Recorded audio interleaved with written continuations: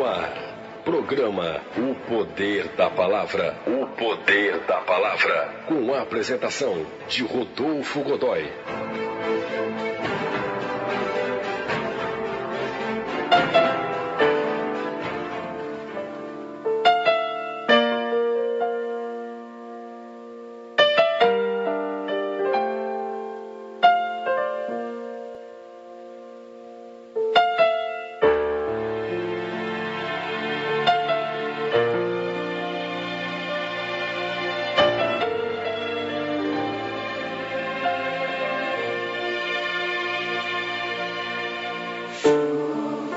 E a palavra que nós trazemos na tarde de hoje está no Evangelho de João, capítulo 21, dos versos 1 em diante.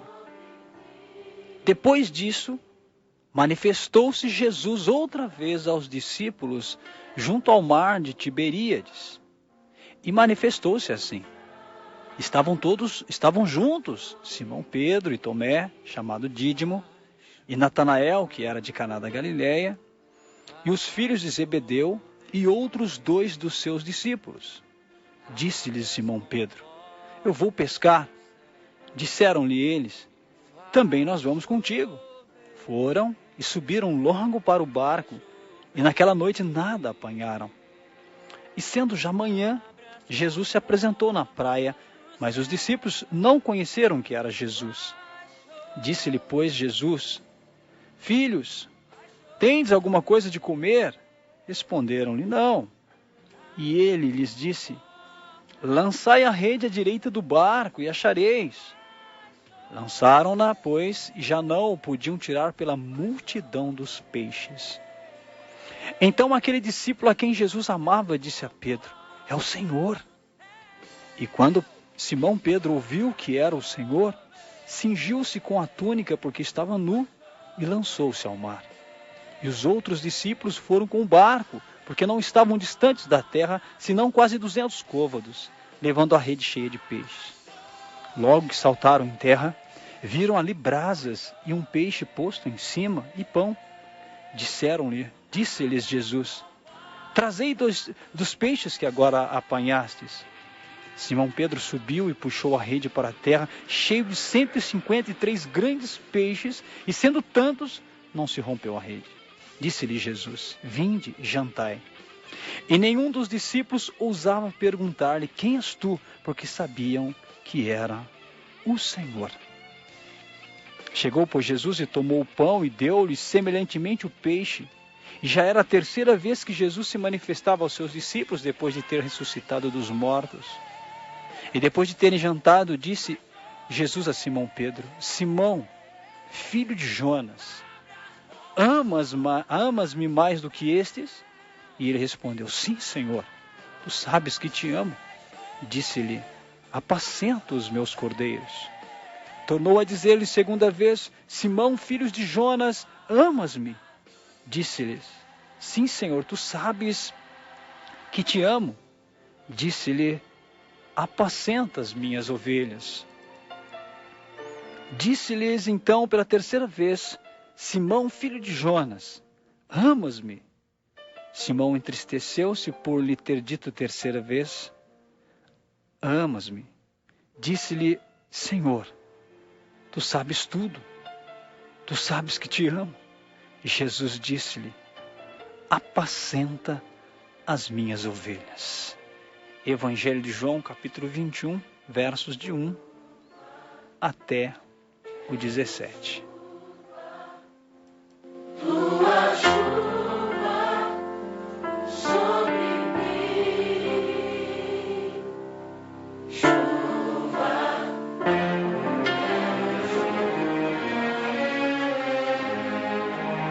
Queridos irmãos, nessa tarde de domingo nós trazemos essa palavra poderosa para meditarmos com os irmãos, para aprendermos com esse texto.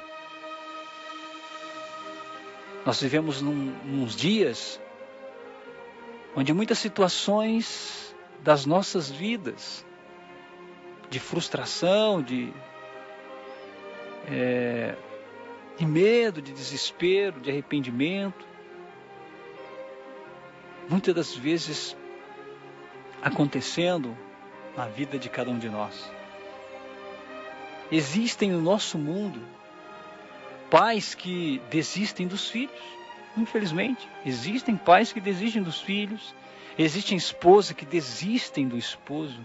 Existem esposo que desiste da esposa. Existem casais que desistem do matrimônio. Existem pessoas que desistem da fé em Cristo Jesus. Existem pessoas que desistem de tudo, da própria vida. Mas Deus não é assim. Deus não desiste da gente. Deus não desistiu de Elias. Deus não desistiu de Davi. Mesmo quando ele traiu a sua honra. Quando ele cometeu adultério, Deus não desistiu de Davi. Deus não desistiu de Jeremias. Deus não desistiu de Pedro. Por que Deus não desistiu de Pedro? E a pergunta é a seguinte: por que Deus não desiste de você? Por que Deus não desiste de nós? Há muitas situações da nossa vida que já era para Deus ter desistido de nós, meus irmãos. Há muitas situações na minha e na sua vida que você há de convir comigo que Deus poderia ter desistido de você. Mas aqui nesse texto nós aprendemos algumas questões. Sabe, meus irmãos, em meio a tantas inconsistências nossas, de tantas inconstâncias nossas, por que Jesus não desiste de nós? Jesus não abre mão do direito que Ele tem sobre nossas vidas, que foi adquirido pelo próprio sangue dele na cruz. Ele não abre mão desse direito. Mas quando nós olhamos para Pedro, nós enxergamos um homem paradoxal, um homem que teve atitudes paralelas. Ao mesmo tempo que ele era corajoso, ele era medroso. Ao mesmo tempo que ele era muito crente, ele também era descrente. Há muito tempo que ele ia avante, que ele disse, vamos, vai acontecer, ele retrocedia. Há muitas vezes que ele era firme, ao mesmo tempo inconstante, trêmulo. E o que nós aprendemos com esse personagem, nesse início de reflexão dessa mensagem? Que Pedro pode ser cada um de nós, meus irmãos. Sabe, vamos caminhar um pouco na história, no personagem Pedro. E rapidamente nós voltaremos para esse texto que nós lemos. Mas você sabe muito bem que Pedro foi um homem que se tornou o líder do primeiro grupo dos apóstolos. Um homem comum, um pescador, uma vida simples ali pelos lados do mar da Galileia. Pedro, irmão de André, casado, morava em Cafarnaum. Ele era um empreendedor da pesca. E nós sabemos que também Jesus, quando desenvolveu o seu ministério, desenvolveu nessa mesma região. Foi por ali que Jesus também desenvolveu o seu ministério. Jesus chama André e André chama Pedro. No primeiro encontro, Jesus o chama tu és Cefas. Lá no Evangelho de Lucas, nós vamos encontrar descrito a forma em que Jesus encontra Pedro, onde Pedro vai dizer, Jesus vai encontrar-se com Pedro, e ele vai dizer para Pedro, vamos pescar.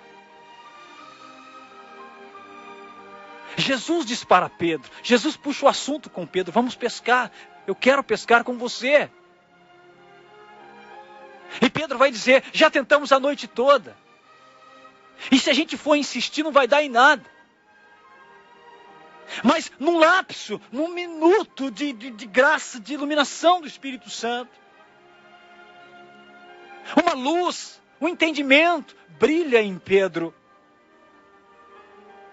E ele diz, por causa da tua palavra, então eu vou lançar a rede. E quando ele lança a rede, o milagre acontece.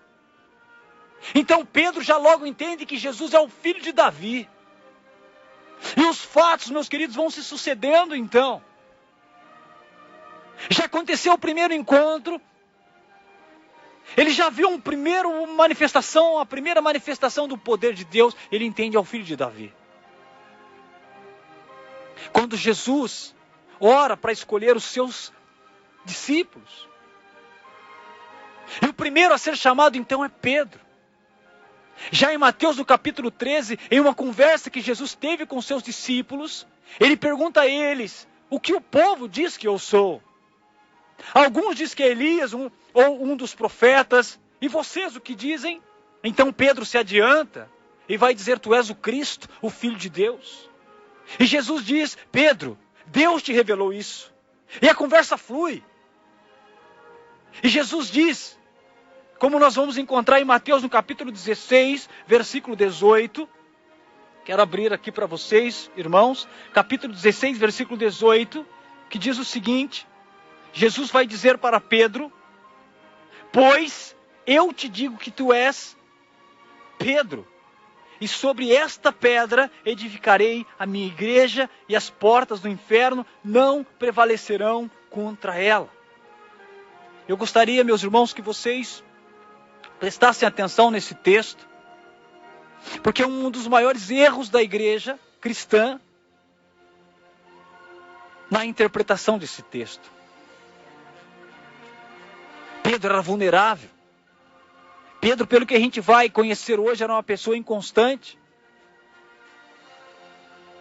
E quando nós vamos na raiz desse texto, quando nós vamos nos originais desse texto, nós vamos encontrar e aprender que quando Jesus diz, tu és Pedro, o original grego traz Petros. E Petros significa fragmentos de pedra, ou pedrinha. Já quando ele diz, e sobre esta pedra, ele está dizendo sobre Jesus mesmo. Quando Jesus diz Pedro, ele diz Petros. Mas quando Jesus diz sobre esta igreja, sobre esta pedra no grego está escrito Petra. Quando está relacionado a Pedro é Petros, que significa fragmentos de pedra, ou seja, pedrinhas. Mas quando está relacionado a Jesus, rocha, no grego está escrito Petra, e isso tem uma diferença, meus irmãos. Esta palavra Petra, ela só é usada quando é relacionada a Jesus Cristo. Então o dono da igreja não é Pedro. O fundamento da igreja não é Pedro. Não é Petros. Mas é Petra. E Petra é rocha. E rocha é Jesus Cristo. O fundamento da igreja cristã não é Pedro, e sim Jesus Cristo. São os textos originais. Quando chega para nós, chega quase que na mesma palavra, mas nos originais isso fica muito bem claro. Querido irmão, a igreja nunca foi estabelecida sobre a pessoa de Pedro. Pedro era instável. E a conversa vai fluindo, quando nós encontramos no mesmo Mateus 16, mas nos versículos 22 e 23, um outro diálogo entre esses dois. Quando Jesus está numa conversa, quando Jesus encontra-se com Pedro e diz, é Simão Pedro respondendo, tu és o Cristo, Filho de Deus vivo. E Jesus responde a ele e diz, bem-aventurado és tu, Simão Barjonas, porque não foi a carne e o sangue quem te o revelou, mas meu Pai que está no céu.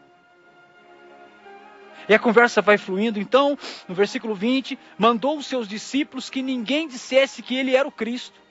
Desde então começou Jesus a mostrar a seus discípulos que convinha ir a Jerusalém e padecer muitos dos anciãos e dos principais dos sacerdotes e dos escribas e ser morto e ressuscitar no terceiro dia. E aí no versículos 22, olha o que Pedro faz. E Pedro, tomando-o de parte, começou a repreendê-lo, dizendo, Senhor, tem compaixão de ti, de modo nenhum te acontecerá isso. Jesus, porém, voltando-se, disse a Pedro, para trás de mim, Satanás, que me serve de escândalo, porque não compreendes as coisas que são de Deus, mas só as que são dos homens. Interessante que no versículo 17, Jesus vai dizer para ele, não foi a carne nem o sangue que te revelou, mas meu Pai que está no céu. Já no versículo 22, Jesus vai dizer para ele: para trás de mim, Satanás, que me serve de escândalo, porque não se compreende as coisas que são de Deus. É o mesmo homem. É um homem constante. É um homem que está sendo trabalhado por Jesus Cristo ainda. Neste texto de Mateus 16, 22 e 23, Jesus repreende. Porque num determinado momento, Satanás quer entrar na mente de Pedro. Mas Jesus o repreende. 6 dias depois, lá no capítulo 17, Jesus leva Tiago, João e Pedro para orar. Apesar de que eles estão fadigados e cansados, e enquanto Jesus vai orar, eles não conseguem, e dormem, e dormindo, não presenciam os milagres que por ali acontecem. Moisés e Elias conversam com Jesus. Depois uma nuvem luminosa desce naquele lugar, e uma voz se faz ouvir. Veja, Mateus 17, versículo 5. Mateus 17, versículo 5. E estando ele ainda a falar, eis que uma nuvem luminosa os cobriu, e da nuvem saiu uma voz que dizia: este é o meu filho amado, em quem me comprazo. Escutai-o. Pedro está no meio disso tudo, está envolvido nisso tudo, porque Jesus está trabalhando a vida de Pedro. Irmãos, tudo que era só glória, e eles dormindo acabam perdendo. Eles não têm noção. E Pedro dá uma ideia absurda, não compreendendo os fatos. Pedro dá uma ideia absurda no Monte da Transfiguração e diz: vamos fazer tendas. É interessante, meus irmãos, porque é isso que muitos cristãos estão fazendo: tendas. As pessoas não querem mais nada, só quer glória. Pedro estava nessa situação. Ele viu a glória e não percebeu, ele não ouviu a conversa, porque eles conversavam sobre a morte de Jesus. Isso ele não viu. Eles conversavam sobre o sofrimento, sobre padecer numa cruz, sobre salvar a humanidade do pecado. Pedro estava dormindo nesse momento. Ele só pegou o momento da luz luminosa e ele disse: vamos fazer uma tenda aqui, deixe as pessoas para lá. Eu não me importo. Se Jesus topa a ideia de Pedro, eles não desceriam nunca mais naquele monte. Esta foi a ideia absurda de um homem que está sendo tratado. Mas eu quero dizer que essas são as ideias absurdas do nosso tempo. Pessoas querem ver a glória. Pessoas não querem sofrer mais pela causa do Evangelho. Mas não é isso, meu querido. É preciso descer desse monte. E quando eles descem, de cara, Jesus expulsa um demônio. Veja, querido, quantas coisas. Mais para frente, então, Jesus entra em Jerusalém e a euforia continua. Hosana, Hosana, Hosana. Eles não percebem que Jesus está caminhando para o Calvário. O povo celebra, o povo canta, mas Jesus vai orar e vai chorar. E não é isso que tem acontecido hoje, meus irmãos. O mundo está caindo aos pedaços. Estamos dizendo que o Brasil está se tornando um país evangélico, mas é mentira. As evidências comprovam que é mentira. Estar dentro de uma denominação nunca é prova de que a pessoa se converteu. Ser chamado de evangélico não significa que a pessoa mudou de vida. Há uma porta estreita para se passar. Estar trabalhando nas atividades da igreja não é prova de que a pessoa mudou de vida, de que a pessoa se entregou a Cristo. O povo celebrava Hosana, Hosana, o filho de Davi, mas Jesus estava bem focado no que ia acontecer na sequência. E Jesus vai orar, e Jesus chora. Num determinado momento, Jesus pede para eles prepararem um lugar. Queridos, era a última Páscoa. E Pedro sempre por ali, sempre acompanhando tudo, experimentando tudo. Desde o primeiro encontro com Jesus lá na praia, agora ele está em todos os eventos, perceba. E quando se encontram todos na mesma sala da Páscoa, todos se confabulando, querendo saber quem seria o melhor, quem estaria ao seu lado direito ou ao seu lado esquerdo. Quando Jesus ia tomar o reino de Israel, Era isso que preenchia a mente deles. Eles estavam com a mente no mundo, assim como nós vemos hoje a igreja moderna. Os cristãos modernos com a cabeça no mundo, praticando as coisas do mundo, fazendo as coisas do mundo, dançando, bebendo, fumando, se adulterando, separando, destruindo, se violentando, praticando toda a imoralidade na área da sexualidade. Todo tipo de corrupção tem acontecido. Mas quantos desses que estão frequentando denominação? Assim estava o grupo dos apóstolos, junto com Cristo, porém separados de Cristo, perto de Cristo, porém distantes de Cristo. Não tinham a mente renovada. Então Jesus se curva diante deles, enquanto eles estão confabulando sobre poder, sobre tomar a Israel. Jesus se curva diante deles e começa a lavar os seus pés. E daí Pedro fica horrorizado com aquela cena. Ele não consegue entender um homem que na mente dele vai libertar Israel. Um homem que tem poderes sobrenaturais. Agora se curva diante deles. Ele fica horrorizado com aquilo. E de imediato ele diz: não, Jesus. Eu não vou deixar o Senhor fazer isso. Jesus mais uma vez olha para Pedro e diz: se eu não fizer isso, então não terás parte comigo. E Pedro diz: então pode me lavar por inteiro. O extremo dos extremos. Pedro não entendia nada. Jesus está dizendo: você precisa estar limpo. Vocês precisam ser limpos. É isso que Jesus está ensinando. Parem de disputar entre vocês. Chega de contendas. É a mesma coisa que Deus está dizendo para os cristãos dos dias de hoje. Chega de disputa, ninguém é melhor que ninguém, ninguém tem mérito nenhum, ninguém tem dom, ninguém tem mérito na salvação. É isso que Jesus está dizendo. Vocês precisam ser limpos. Jesus estava preparando Pedro para uma grande missão. Queridos irmãos, no final de tudo, Jesus deixa bem claro: não adianta saber sobre as Escrituras. Irmãos, nós estamos num tempo onde há muitos pregadores, muitos pastores, muitos preleitores, muitos congressistas, livros de tudo quanto é tipo,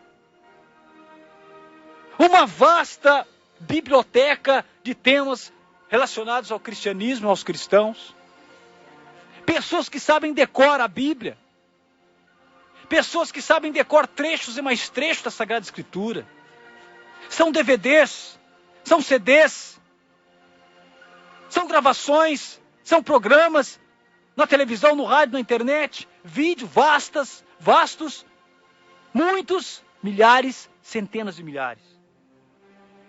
Nós sabemos, nós conhecemos Jesus das Escrituras. Mas isso não basta. Não adianta praticar religião. Não adianta nem mesmo morar dentro de uma igreja, ficar de segunda a segunda dentro da igreja. É necessário praticar o que você aprende e não simplesmente saber. É necessário praticar aquilo que a gente tem aprendido nas coisas de Deus. Jesus, meu querido, nunca prometeu carro, nunca prometeu casa para ninguém. Nunca prometeu bens nem riquezas para ninguém. Jesus nunca falou sobre isso. Parem de acreditar nesse evangelho mentiroso que está sendo divulgado por aí. Parem de acreditar nesse evangelho falso, adulterado, que são ministrados em muitos lugares. O que Jesus diz para aqueles discípulos, sabe o que é? Não é carro, nem casa, nem dinheiro, nem bens, nem prosperidade. Jesus está dizendo para eles: o que eu vejo é uma cruz. O que está na minha frente é uma cruz de sofrimento, de dor, de lamento, de pagamento. E ela está bem próxima já, é isso que eu estou vendo. Aí para frente vem dor, meus irmãos, é isso que ele está dizendo. Eles não estavam entendendo, eles queriam um reino, eles queriam ser influentes na política. Eles já sabem que Jesus tinha o poder de chegar e dominar, que o ministério dele era isso. Mas Jesus vai dizer para eles: vem dor, vem sofrimento, vem solidão, vem renúncia, vem porta estreita. Será que nós estamos entendendo o que significa o evangelho genuíno? Será que nós temos noção, meus queridos, do que significa o evangelho genuíno de Jesus Cristo? Ou nós estamos aí no oba-oba do pentecostalismo? No xarabacandarabadara? Será que nós estamos nesse patamar de não estar com os pés no chão, de não usar a razão para entender o evangelho, que pela frente vem cruz, que pela frente vem dor, vem sofrimento e vem renúncia, porque o evangelho tem porta estreita. E na sequência de tudo aquilo que está acontecendo, então Jesus rasga um pão no meio. E ele diz para aqueles seus seguidores que estavam confabulando sobre poder, sobre bem, sobre posição social e política. Jesus fala para eles: do jeito que eu rasgo esse pão, meu corpo vai ser dilacerado e rasgado. Vai acontecer comigo. Ele diz para ele: presta atenção, o sangue vai jorrar. Mas Pedro diz: não vai acontecer. Jesus diz: me negarás. Pedro diz: jamais.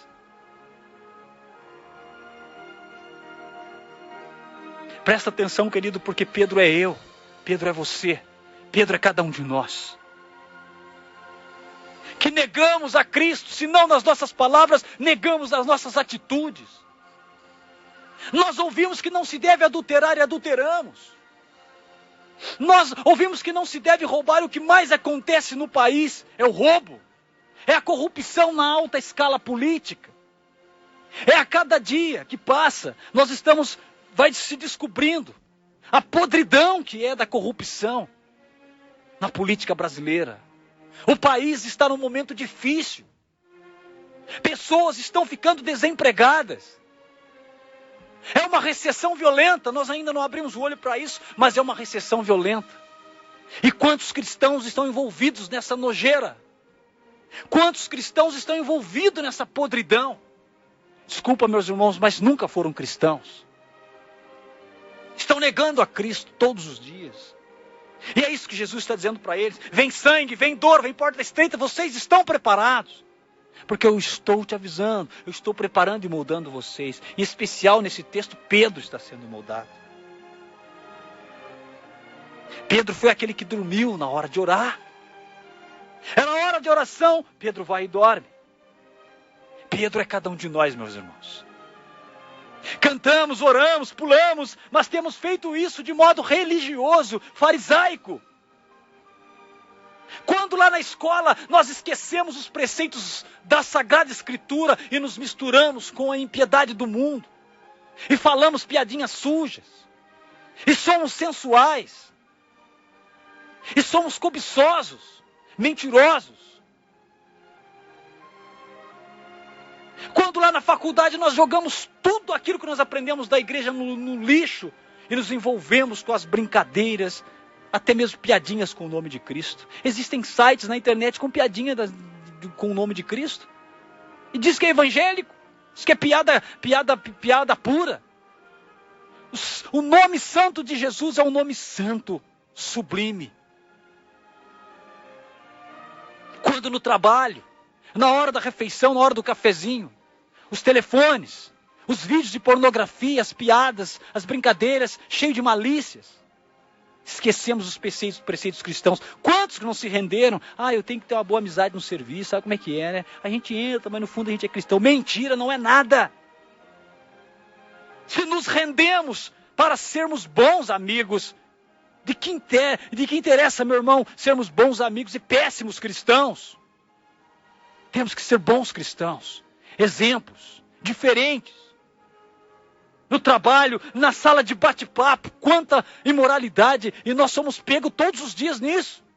Imorais, cristãos imorais, que agora vamos nos preparar para ir para o culto, para adorar a Deus, e durante a semana nós nem sequer dissemos obrigado, Senhor. E agora colocamos a nossa roupa de crente, a nossa Bíblia debaixo do braço e vamos para uma igreja. Isso é absurdo, Deus não aceita, meu querido.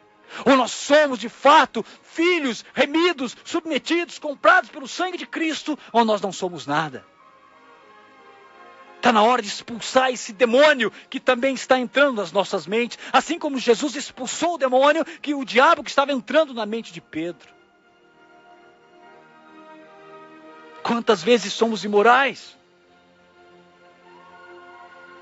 Então Jesus deixa bem claro para eles que haverá cruz, que o corpo dele vai ser rasgado, que o sangue vai ser jorrado. É isso, a Santa Ceia, foi isso que ele disse: fazei em memória, lembrem-se disso.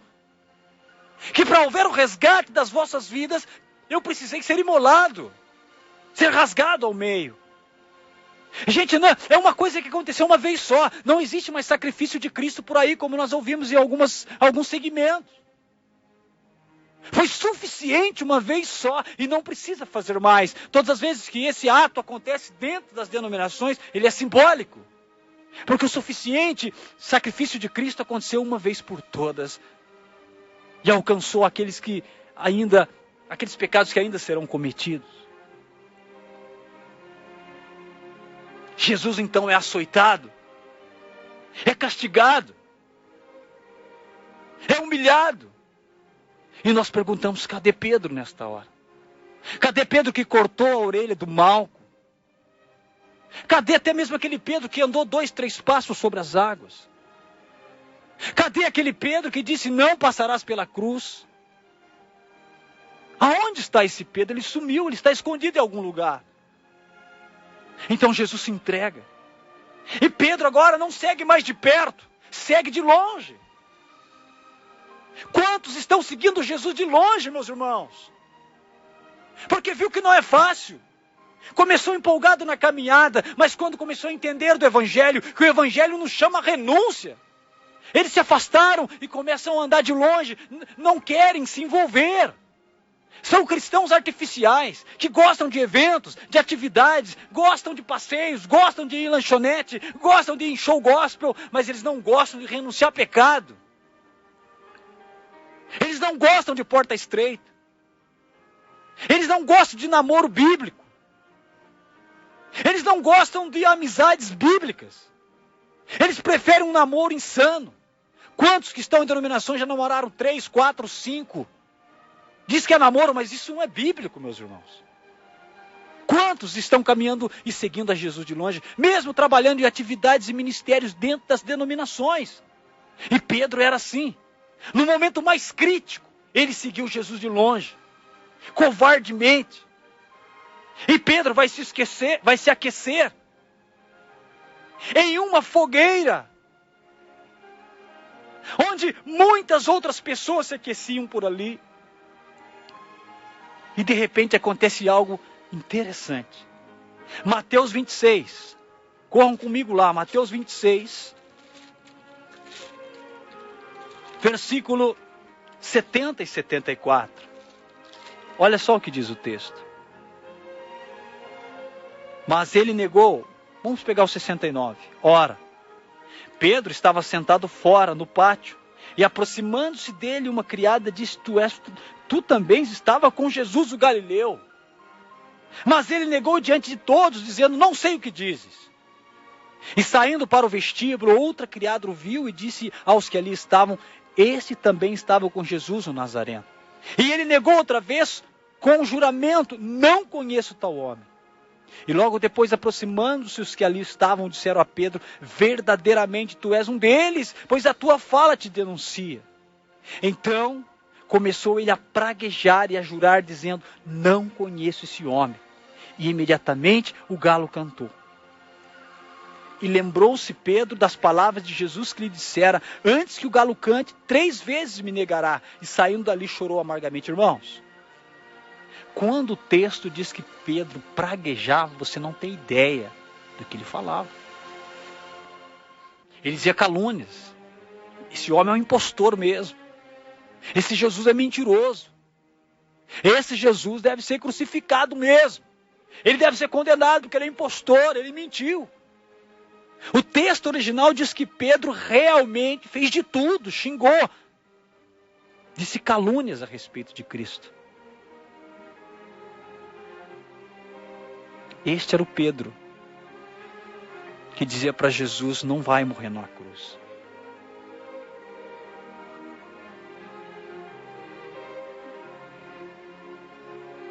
Você observou, meu irmão? Veja o versículo 75. Lembrou-se Pedro das palavras de Jesus que lhe dissera: antes que o galo cante 3 vezes me negarás. E ele chorou amargamente, doeu. Isto é arrependimento.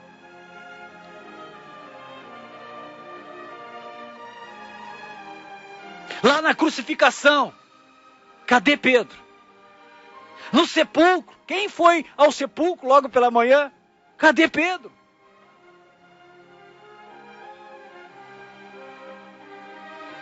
Irmãos, ele sumiu do mapa. Ele não quis mais saber de mais nada. Quantos estão assim? Pedro abandonou Jesus. Mas Jesus não abandonou a Pedro. Então nós voltamos no texto inicial. João, no capítulo 21, que nós lemos o início dessa colocação. Depois de tudo o que acontece. Você lembra que quando Jesus encontrou-se com Pedro, Pedro estava indo pescar. E novamente, depois de tudo que aconteceu, o texto vai dizer que Pedro volta a pescar. E da mesma forma que Jesus o aborda no primeiro encontro, Jesus o aborda novamente. E Jesus diz: ei, tem algo aí para comer? Não. Então Jesus diz: lançai a rede. Lembra lá do texto, quando Jesus encontra-se a primeira vez com Pedro? Ele diz a mesma coisa agora: lançai a rede do barco, do lado direito do barco. É a mesma coisa. Lembra o chamado de Pedro, meu querido? Lançai a rede. E o que acontece? Acontece um milagre novamente. Então João vai dizer: é o Senhor. E Pedro cingiu com as suas vestes e lançou-se ao mar, porque olha o histórico que ele teve com esse homem. Olha tudo que ele passou esses 3 anos com Jesus. Ele negou, ele se afastou, ele sumiu. Nem na crucificação se viu Pedro, nem no sepulcro pela primeira vez se viu Pedro. Estava escondido longe, ele não queria mais saber, abandonou. E quando João então vai dizer: é o Senhor, Pedro se lança ao mar, porque estava nu. Porque ele sabia quem vinha por ali. O texto vai dizer que havia um braseiro. E na Bíblia, nós só encontramos 2 vezes essa palavra.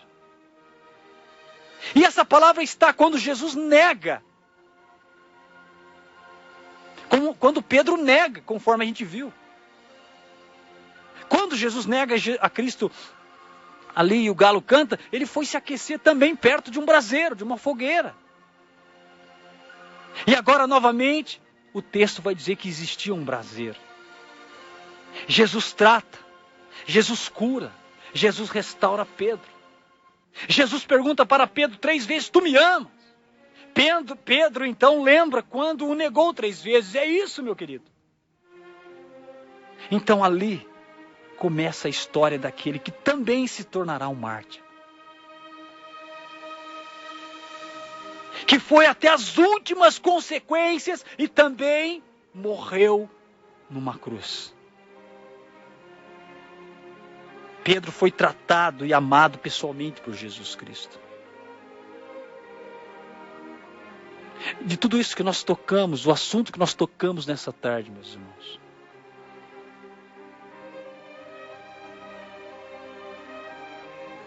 Que não é uma igreja, uma denominação que vai mudar a tua vida. Que não são as atividades que eu faço dentro de uma denominação que vai mudar a minha vida. Que não é o ministério que eu tenho, o dom que eu tenho. Ou sei lá o que eu exerço dentro da igreja. Nós precisamos ser tratados pessoalmente por Jesus Cristo. Ele é o Cristo de Deus. Ele é aquele que pegou um homem medroso, desequilibrado. Ao mesmo tempo que era forte, era fraco. Que era crente, também era descrente. Que era fiel, também era infiel. Tratou pessoalmente. E esse homem se tornou um mártir da igreja primitiva. Pedro foi crucificado de cabeça para baixo. Nas perseguições que existiram na igreja primitiva. Mas não negou mais. Não fugiu. Ele tinha convicção na sua fé. A pior coisa que existe no homem hoje é ter uma fé que ele não conhece. Você pergunta para a pessoa e você crê em crer. Você crê em quê? A pessoa não sabe explicar. Ela crê em um monte de coisa. Ela crê em Jesus Cristo. Ela crê na purificação da alma depois que morre. Ela crê que nós devemos fazer boas obras para ser salvo. Ela crê que nós temos uma chance depois da morte. Ela crê que existe um monte de santo pedindo para Jesus te livrar. Ela crê num monte de coisa. Ela tem um monte de crendice. Ela só não crê na suficiência de Cristo. Porque quando ela crê na suficiência de Cristo, ela abandona as crendices que ela afirma, que fazem parte do seu credo. Há muitas pessoas, meus queridos, amarrados nas suas crendices, nas suas doutrinas, que são recheadas de heresias. E mantidas por falsos profetas que afirmam ser verdade aquilo que nunca foram e que nunca serão. A verdade é só uma só. Jesus Cristo é a verdade. Então nós concordamos que precisamos ser tratados pessoalmente com Cristo. Assim como Pedro foi.